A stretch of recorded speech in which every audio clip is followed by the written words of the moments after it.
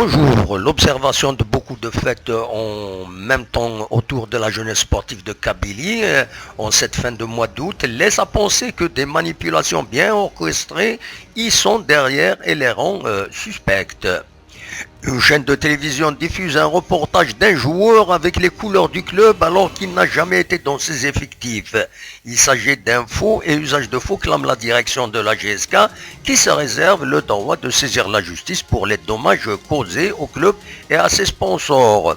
Un journal dénoncé régulièrement par le club, Kabyle continue à diffuser des informations sur des contacts de recrutement en citant toujours une source anonyme et des informations démenties dans la réalité.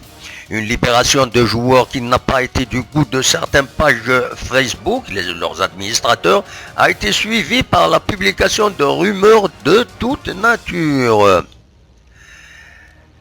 Une tentative ratée de marche contre la direction du club à Tizi Ouzou, un enregistrement sonore attribué à Shlif Mellel, mais qui pue de l'avis de tous les observateurs, un montage si bien que même la presse n'en parle pas ou peu, sont des faits tombés le même jour.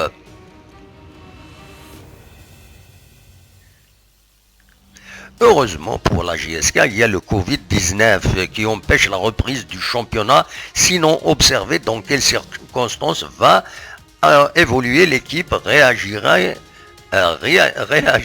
un supporter. Bien vu. Une bonne chose quand même, les anciens joueurs et dirigeants du club, même s'ils ne partageraient pas la gestion de l'actuelle direction, refusent de s'exprimer.